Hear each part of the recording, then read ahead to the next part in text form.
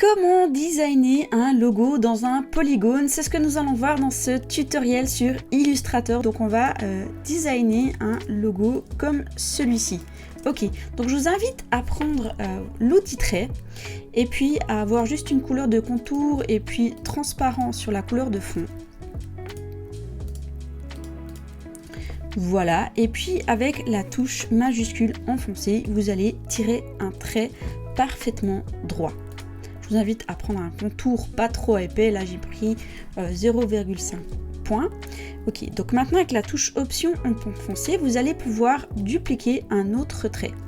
Et cette fois, on va maintenant presser la touche commande D pour pouvoir le dupliquer automatiquement à distance égale.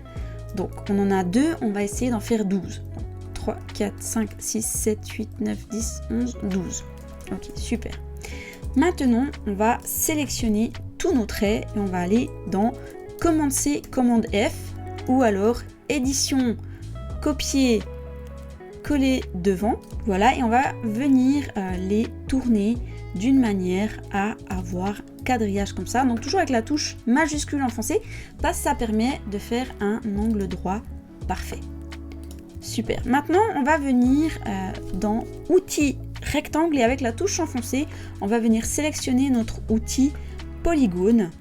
Et puis, toujours avec la touche enfoncée, on va essayer de créer un polygone. Voilà.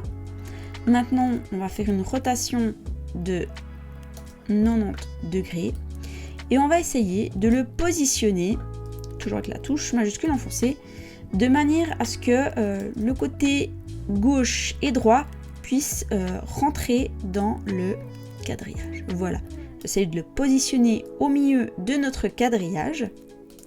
Et cette fois-ci, on va sélectionner nos traits verticaux. On va faire commande C, commande F, donc copier, coller devant. Et cette fois, on va aller dans objet, transformation, rotation.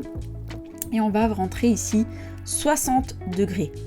Et on voit que nos nouveaux traits sont perpendiculaires à notre polygone. On va refaire coller devant en pressant la touche commande F. Donc on a de nouveau nos traits verticaux qui se sont dupliqués. Et cette fois, on va aller dans transformation, rotation, moins 60. Voilà. Et là, de nouveau, on a nos traits qui sont perpendiculaires à notre polygone. Alors, si on arrive à sélectionner notre polygone et puis on peut le supprimer. Voilà, donc on a notre quadrillage qui est fait et maintenant on va s'aider avec l'outil concepteur de forme pour pouvoir dessiner notre logo. Donc on imagine ici que c'est le milieu. Alors faites attention de bien sélectionner une couleur de fond et qu'à l'extérieur ce soit transparent. Donc on va venir dessiner par exemple ici, hop, un U. Voilà. On peut imaginer que ici il y a un S.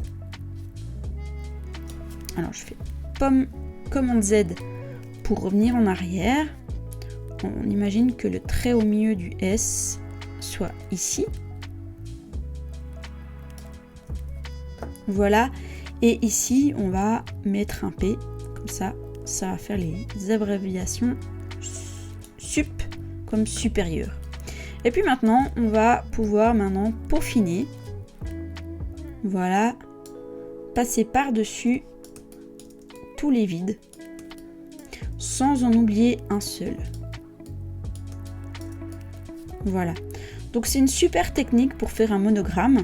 Que ce soit de 2 lettres ou de 3 lettres.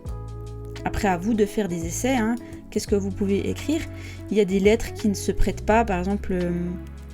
c'est un petit peu plus difficile avec la lettre V.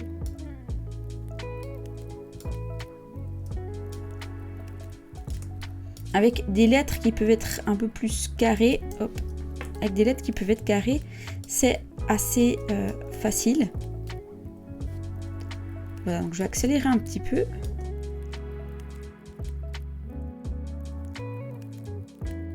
Donc voilà, une fois qu'on a rempli toutes nos cases, et ben, on peut venir sélectionner nos lettres et puis avec la touche majuscule enfoncée, on sélectionne tous nos traits et on peut les supprimer. Voilà, j'espère que ce tutoriel vous a aidé. Je me réjouis de lire tous vos commentaires. Si vous débutez dans le graphisme, vous pouvez aller télécharger mon guide gratuit qui se trouve dans la description ci-dessous. Et sur ce, je vous dis à bientôt dans une prochaine vidéo. Ciao!